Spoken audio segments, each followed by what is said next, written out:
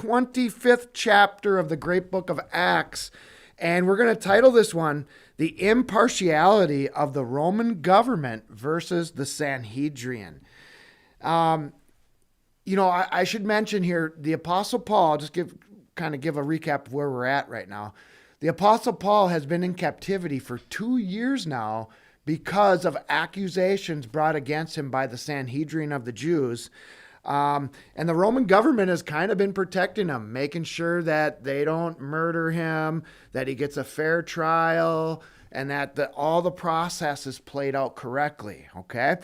But one thing we're going to learn from this chapter is that, exactly as the title states here, it's astonishing. We're going to find out it's astonishing how impartial the Roman government was versus the Sanhedrin of the Jews, which was supposed to be, the Sanhedrin was supposed to be the model government or the model system of justice for the rest of the world, right? Remember, God chose the Israelites to be a light and an example unto the whole world. Well, now it's reversed when we're talking about a system of judgment, where the Roman system of judgment was more just than the system of judgment that God's people had in place. And it was very, very, very sad. And it reminds me of some scriptures where God talked about how if his people were not following his ways, if his people did not want to follow his commandments, that he would use, in Deuteronomy chapter 28, he would use a foolish nation to provoke them to jealousy. Okay, that means people who weren't supposed to be in good standing or in good view of the people and of God. Basically that the roles would be sort of reversed. Anyways, let's start this out with by going to the book of Proverbs really quick here, because I think this is really the theme of this entire chapter. Proverbs 11 verse 1, a false balance is an abomination to the Lord, but a just weight is his delight. What is that talking about? Well, have you guys ever seen anything that has to do with the justice system in America? You have there's a set of scales there that are the symbol of justice. And, having the equal weight or equal justice would be, everything would be equaled out. Unfair justice would be like this, if somebody was tipping the scales and it was corrupt. Okay? So God says a false balance or a corrupt system of judgment is an abomination to him. So it's so important that we as Christians make sure that we are just and fair in everything we do. That doesn't just mean our judicial system. It can go down to how you treat other people. Okay? If you have one person that's your friend and another person that's not your friend, and you give your friend a pass on things that they may have erred on, and then the person who's not your friend, they make one little infraction and you say, you are an evil person, you ought to get this, and that, that's unfair. It's hard for us to do, but we have to treat those who are not our friends equal than those who are our friends, okay? We cannot show partiality in judgment. And so God says when we do that, it is an abomination to him. We have to take that seriously, okay? Whether it's our Supreme Court, whether it's our local courts, whether it's your local board for this, local board for that, you're supposed to have an equal balance and a just weight, okay? Very important. A lot of things we can learn. It's surprising how many things you can learn from the scriptures and apply to your daily life. Okay? Acts, let's get going. Acts chapter 25, verse 1. And when Festus was come into the province, after 3 days, he ascended from Caesarea to Jerusalem. Now you remember the leader the leader that Paul was dealing with before was Felix, okay? He was a a very kind of a hard man. Many people consider Felix to be an evil man, yet Paul was even able to preach the gospel to him and even convicted that man to a certain degree. Did that guy repent? Well, it didn't. There was no record of that, and we don't know. But here we got this other government official stepping into this trial or these accusations against the Apostle Paul. And it says, now when Festus was come into the province, he began to be the new ruler of Caesarea. After 3 days, he ascended from Caesarea to Jerusalem. Then the high priest and the chief of the Jews informed him against Paul and besought him. So this new Roman governor of Roman official, Roman leader of Caesarea, goes up to Jerusalem. And what was the first thing that the accusers of Paul did? Remember, Paul was in custody for 2 years. Right away, they went to have his ear. Hey, do you know what this guy that you have in your custody, this Paul guy, we demand that action be taken against him. Remember, these were members of the Sanhedrin, the high priest and the chief of the Jews. These were members of a council of 70 people who were in charge of administering judgment to the nation of Judah at that time. It was their Supreme Court, basically. They were part of the Supreme Court. Acts chapter 25, verse 3, and desired favor against him, against Paul, that he would send for him to Jerusalem, lying in wait in the way to kill him. So now they're trying to get Festus to get Paul out of protective custody down in Caesarea. And they're saying, hey, we want you to bring this Paul guy up to Jerusalem. The Sanhedrin was calling for this. Not so Paul could have a fair trial, okay? Not so they could hear him out and get to the bottom of the matter, but so that they could murder Paul on the way. Because right now, Paul was like in a castle, basically. He was protected by Roman soldiers. I mean, there were too many lines of defense for the assassins of the Jews to get him. So they were just trying to think of a way to get Paul out of that castle, that military fortification, so that they would have opportunity to murder him on the road, on the way to Jerusalem. All right. But Festus answered, now check this out. But Festus answered that Paul should be kept at Caesarea, and that he himself would depart shortly thither. Now, what's astonishing is the wisdom of a lot of these Roman officials. This Roman official was fair and impartial. He said, no, I'm not going to bring Paul up to you guys, but he says, and that he himself should depart shortly thither. He says, I'll go up there and talk to him. Okay. I'll go talk to Paul, and then I'll give you the message. So he wasn't going to just send Paul back to these people. He probably suspected their intentions, is wondering, why do they want him to go to Jerusalem so bad? What's the deal here? And so he's just trying to hear everything out, trying to use common sense and judgment and so on. I will say this, it's interesting from another aspect of this, that Paul's imprisonment in Caesarea was actually, and it was actually a fancy place. It was like living on a beach resort. Okay. You had all these important Roman officials that lived there and so on. It wasn't like a dirty dungeon or something that Joseph was placed in. Okay. This was like a luxury resort that Paul was staying at under protective custody for 2 years, preaching the gospel to high-ranking Roman officials. So you can see the overall providence of God in this. We could look at this, and I mentioned this in our last study. We would look at this. It would be human nature for us to look at this if we were Paul and say, this is so unfair that I'm here. I'm innocent. I'm only just trying to speak the truth. Why does God allow me to be here? And the reason why God was allowing him to be here is because it was part of Paul's mission to preach the gospel to the nations or to the Gentiles, to kings. And there's other verses where when Jesus came to give Paul his mission, he said, I'm going to send you to kings and rulers to testify of me. Think about that. This was an amazing opportunity that God gave to Paul while he was so-called a prisoner. He was able to do many of these things. And not only that, but think of this.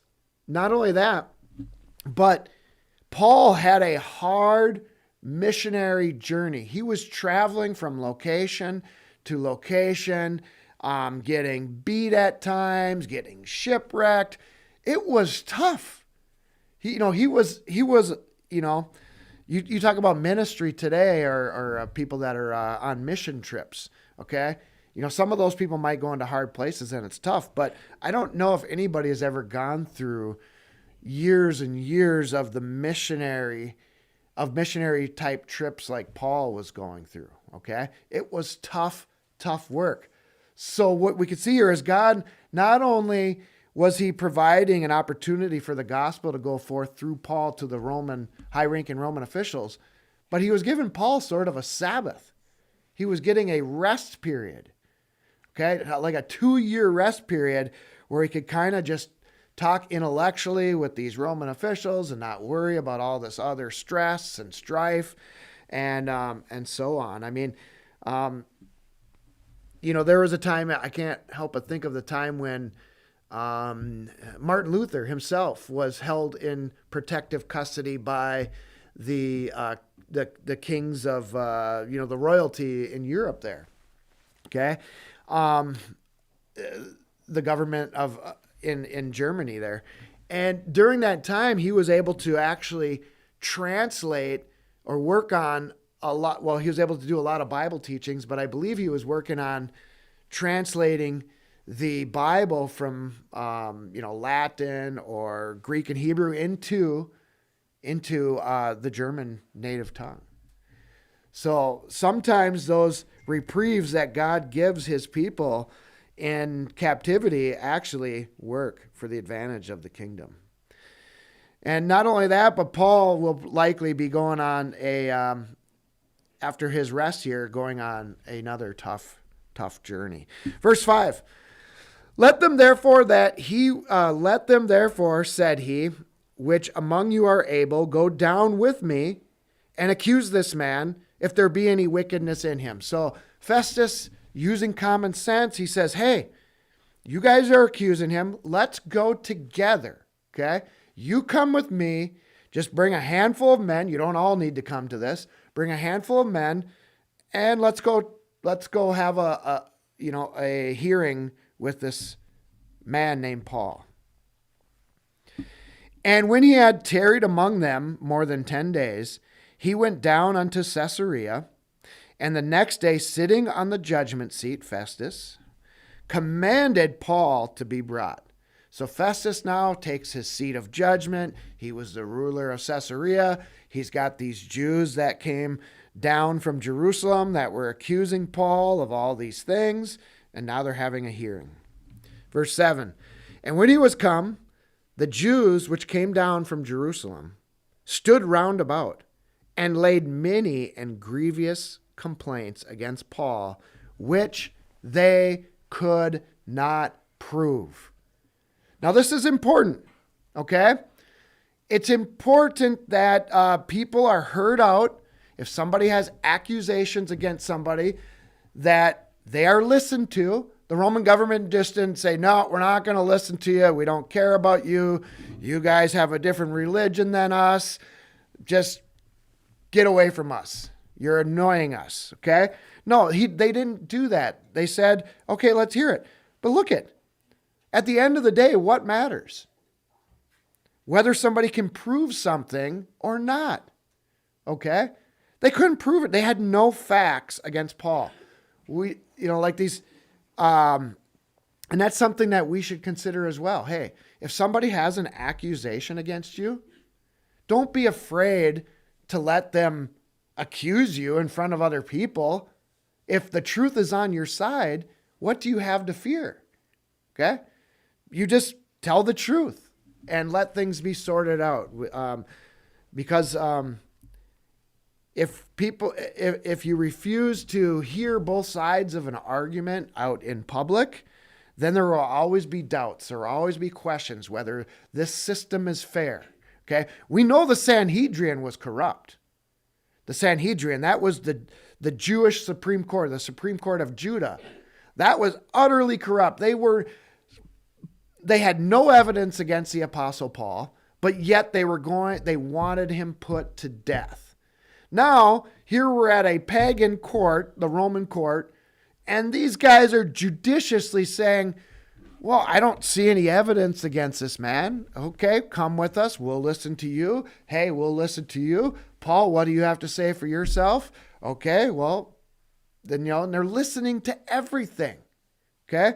Once you stop listening to both sides, then there is either the perception of impartiality or corruption, or the reality that it is there. Like in the case of the Sanhedrin, there was corruption, and that's why they refused to give the Apostle Paul a fair trial. Okay? Again, did the Romans care about Paul?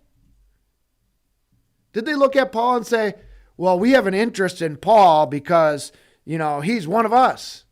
No, they didn't care about the Apostle Paul. They weren't trying to defend the Apostle Paul against the Sanhedrin of the Jews.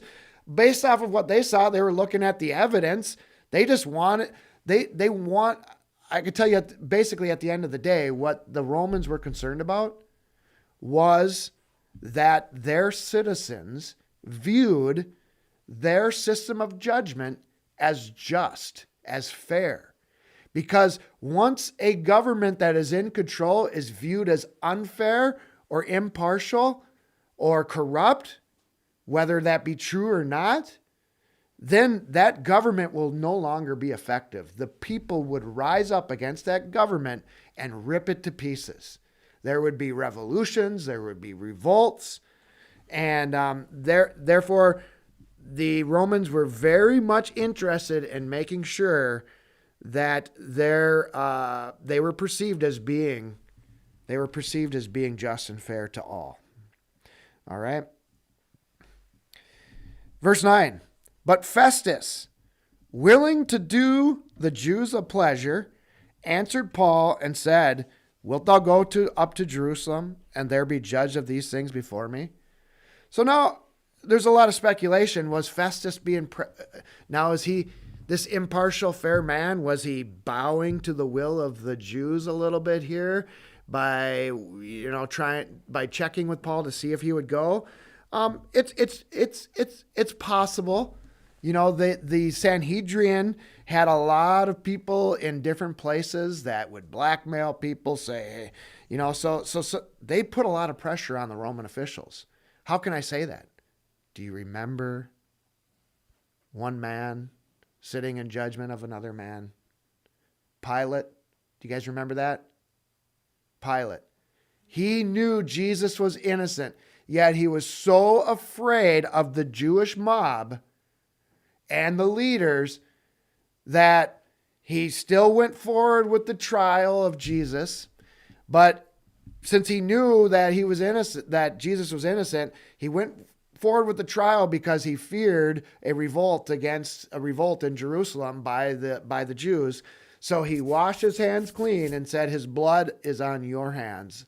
I'm not the one calling for his death, even though he was ultimately in charge of carrying forth that judgment. So you can see there is a lot of pressure put on Roman officials by this corrupt Sanhedrin. Sanhedrin, Jewish Supreme Court, made up of the chief priests, the high priests and the chief priests and all the elders of Judah at that time.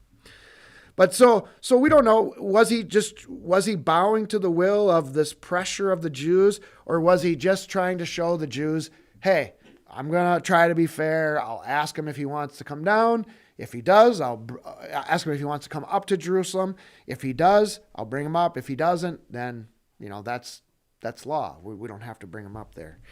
Okay? Then said Paul, I stand at Caesar's judgment seat, where I ought to be judged. To the Jews have I done no wrong, as thou very well knowest. Okay? Paul was confident that he was innocent. Okay? He wasn't afraid to speak to these people. He wasn't afraid to give his testimony because the truth was on his side. Okay? Now, what he did do here, Paul knew that there were 40 men that had bound an oath to murder him. Remember way back a couple chapters ago, 40 men bound, they said we will not eat or drink until we kill this Paul man. Okay? Now it's been 2 years. I'm sure they probably had to eat or drink or they starved themselves to death, right? But do you think that, I'm sure these guys were eating and drinking, but do you think their hatred for Paul went away during that 2 years? No, Paul knew these guys were laying in wait to murder him. He knew if he said, yeah, I'll go up to Jerusalem and we can have our case there. He knew that he would be dead before he got to Jerusalem. He wouldn't stand a fair trial. Okay. So what does he do here? He appeals to Caesar's judgment seat. Okay. He appeals to Caesar, and Paul had the right to do this because he was a Roman citizen, if you can remember. But I will state this, there are times when God's people should use to their advantage the systems of judgment that are in place, whether that be legal or whatnot, to protect themselves. Okay.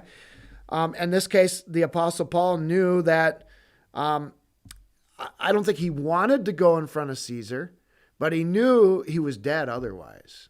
And should he just purposely go to where he knows he's going to die? No. But was Paul afraid to die? No. Okay. But he wasn't going to be stupid and just say, oh yeah, I'll go up there knowing that he was going to get murdered. So, all right, here we go. 11. For if I be an offender, Paul says, if I be an offender or have committed anything worthy of death, I refuse not to die. Okay. But if there be none of these things whereof they accuse me, no man may deliver me unto them. I appeal unto Caesar. So I guess everybody had the right to make, every Roman citizen had the right to make an appeal to Caesar. And Paul knew that. And luckily he was a Roman citizen and was able to do this. So he makes an appeal to Caesar. This is basically like taking your case to the Supreme Court. Okay. Now, there were basically two Supreme Courts. Don't get it mixed up. The Sanhedrin of the Jews, which was made up of 70 leaders. And then you had the Caesar's ultimate court, which was the Supreme Court of the Romans. Okay. One Supreme Court was utterly corrupt, wanted to murder Paul, paid people money to have him killed and all that kind of stuff. And then there was the other court that was just trying to be fair and just to all of its citizens. So he makes an appeal to Caesar, the emperor of the world at that time. Verse 12, then Festus, when he had conferred with the council, answered, hast thou appealed unto Caesar? Unto Caesar thou shalt go. All right, he says, all right, you made an appeal to Caesar? Basically puts his stamp of approval on it, says, unto Caesar you shall go. Now, maybe Festus was actually kind of happy because he's like, man, I'm dealing with this, the Sanhedrin of the Jews barking down my neck. And if now that he appeals to Caesar, hey, it's off my hands, man. I'll let Caesar deal with this controversy. When in reality, there is a little bit... A lot of people look at this Festus and Felix as being a little bit weak because of the pressure of the Jews to have him condemned. What they should have done, because they had no evidence against him, there was no proof against Paul, they should have just pronounced Paul innocent and freed him right on the spot. But we don't know all the workings behind it. Maybe they knew if they had done that, that Paul was going to be immediately murdered by these guys. And so it's a little hard to speculate without having all the information on why they made these decisions. But the one thing we can see, the overriding theme, we can see these guys were trying to be fair and just. In contrast to the Sanhedrin. Verse 13, and after certain days, King Agrippa and Bernice came unto Caesarea to salute Festus. Okay? King Agrippa, he was, one of the kings appointed by Rome. And he's getting involved in this case probably because his jurisdiction involved the Judah and Jerusalem. Verse 14, and when they had been there many days, Festus declared Paul's cause unto the king, saying, there is a certain man left in bonds by Felix. Now this was probably part of the process that since Paul appealed unto Caesar, now this other appointed Roman official probably has to hear this out as well. And it's probably, you know how it is. When cases are brought to the Supreme Court today in America, there's an appeal process. It goes to this jurisdiction, to that jurisdiction, to this, and then ultimately it makes it to the Supreme Court. Okay. Just going through all of the steps before reaching Caesar. About whom when I was at Jerusalem, the chief priests and the elders of the Jews informed me, desiring to have judgment against him. So he's explaining to King Agrippa what's going on. To whom I answered, it is not the manner of the Romans. Now check this out. To whom I answered, it is not the manner of the Romans to deliver any man to die, before that he which is accused have the accusers face to face, an open hearing. Okay? You can't just make a decision like this and be fair and impartial without openness and transparency. Okay? And that's what he's saying. It is the manner or the customs to be fair and impartial, and have license to answer for himself concerning the crime laid against him. All right? So Paul, knowing he had nothing to hide, was given the ability, and he had no problem with it, facing these people and saying, hey, you have no evidence against me. I'm an innocent man. All right? Very interesting there. The manner of the Romans. They took pride in administering righteous judgment, even though they were a pagan people. It's literally embarrassing. It should have been an embarrassment to the nation of Judah that their Sanhedrin was so corrupt, so crooked, so partial to their own, while the Romans were so impartial and strove to be just and righteous in their judgments. It should have been an embarrassment, and I'm sure it was to many of God's people, seeing that the Romans were more just than God's supposed a chosen people. Okay? All right. Therefore, when they were come thither, without any delay on the morrow, I sat on the judgment seat and commanded the man to be brought forth. Against whom, when the accuser stood up, they brought none accusation of such things as I supposed. So he's waiting, okay? So he's sitting there listening to the case, and he's like, they were accusing him of all these things, and yet now they have no evidence of it? And he thought, oh, surely I'm going to see some evidence against the Apostle Paul. There was nothing. But had certain questions against him of their own superstition, and of one Jesus, which was dead, whom Paul affirmed to be alive. He says the only thing they had on this guy was things that had to do with their own religion, and this Jesus guy that they're talking about. And, think of it from a Roman perspective. They had really no, Jesus hadn't, the message of the gospel hadn't really conquered the world at that time. So to this guy, he doesn't even really know that much about Jesus. And he's just like, this all seems kind of crazy to me. What's the big deal? Verse 20. And because I doubted of such manner of questions, I asked him whether he would go to Jerusalem and there be judge of these matters. But when Paul appealed to be reserved unto the hearing of Augustus, another title for Caesar, means, your highness or whatnot, I commanded him to be kept till I might send him to Caesar. Then Agrippa said unto Festus, I would also hear the man myself. Tomorrow, said he, thou shalt hear him. So now this Agrippa, he's like, okay. He got filled in by Festus, this Agrippa, this other Roman official. He was a king. He said, all right, well, he didn't just take Festus's word for it. He says, okay, I want to hear it too myself. So they're going through the proper procedure, listening to both sides. Verse 23. And on the morrow, when Agrippa was come, and Bernice, his wife, with great pomp, okay, because he was royalty, and was entered into the place of hearing with the chief captains and the principal men of the city, at Festus's commandment, Paul was brought forth.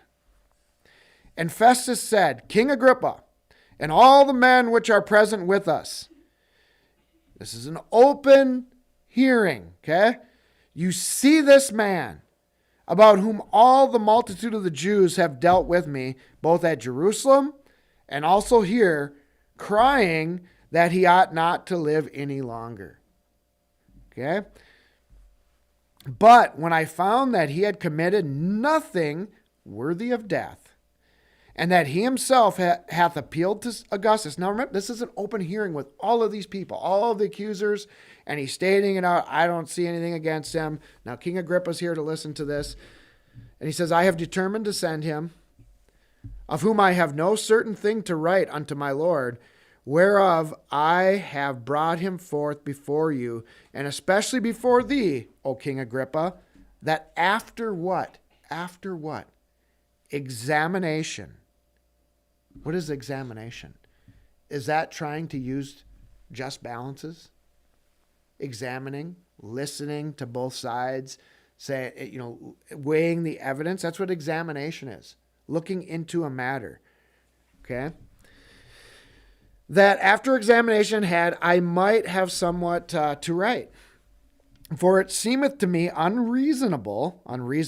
There's another, it's interesting here. They thought about, again, another piece of evidence that the Roman people, these Roman officials, believed on reason and having everything, fair and righteous. For it seemeth to me unreasonable to send a prisoner, and not withal to signify the crimes laid against him. And that ends the chapter. All right. I'm going to actually read a comment to close this up by Matthew Henry, a Bible commentator. He says this. He says, Agrippa had the government of Galilee. How many unjust and hasty judgments the Roman maxim, verse 16, condemn. In other words, the Romans condemned unjust and hasty judgments. They wrote it in their thing. They didn't appreciate it. They didn't like it. But then he says, the heathen, guided only by the light of nature, followed law and custom exactly. Yet how many Christians will not follow the rules of truth, justice, and charity in judging their brethren? Think about that. Now, we're not only talking about cases of law here. Think about Christians that are so quick to judge other Christians or condemn other Christians without hearing hearing both sides of the matter. Okay? But the pagans were willing to do that. Again, it was very embarrassing. The commentator Matthew Henry pointed out the embarrassment here, even of Christians that fall into this category of unjust judgment. All right. With that said, we'll be right back for questions and comments. Be sure to join us live every Thursday morning, 9:30 a.m. for prophecy updates and Sunday mornings, 10:30 a.m. for our line-by-line Bible studies. If you live near Princeton, Minnesota and would like to join us in person for our Sunday morning church services, please email me at ben@christianovercomers.com for details and directions. Also, be sure to visit our website at christianovercomers.com to sign up for our weekly email updates, find our latest prophecy updates on video or podcast, catch up with our line-by-line studies, also available on video or audio podcast. And we even archive all of our studies by date. So if you have a phone or a tablet, bookmark this page so you can play our studies on the go while you're driving, going for a run, or doing chores. Now to our questions and comments.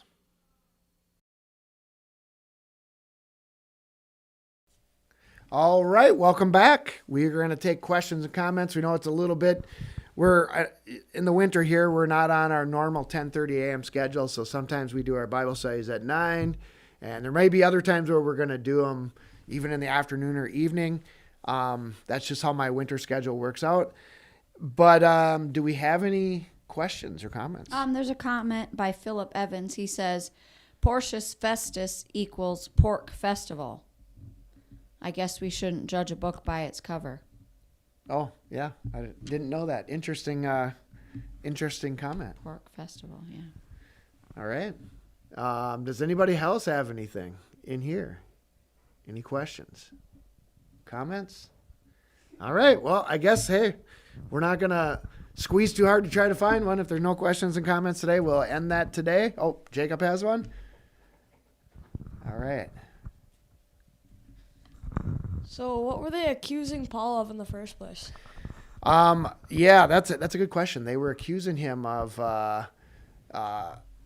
what's that? He was a Christian nationalist or something. Yeah, basically, yeah. They were trying to paint Paul in a bad picture, saying he was like a Christian nationalist, that he was against the Roman government and he was trying to overthrow them, and trying to say, just all kinds of different false accusations that way, when in reality, they just didn't like that Paul was preaching the gospel of Jesus Christ. They hated the gospel so much that they were willing to accuse him of anything, But that was the main charge. They were trying to say that he was preaching another king, preaching about Jesus who's king, but Caesar's our king, not Jesus.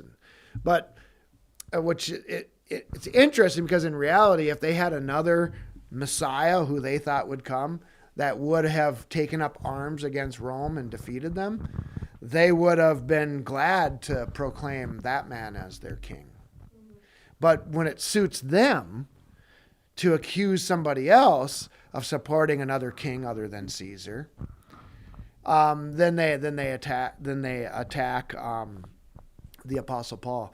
And what's also interesting is the real, I guess you could say, people who were trying to overthrow the Roman government in every way that they could was the Sanhedrin.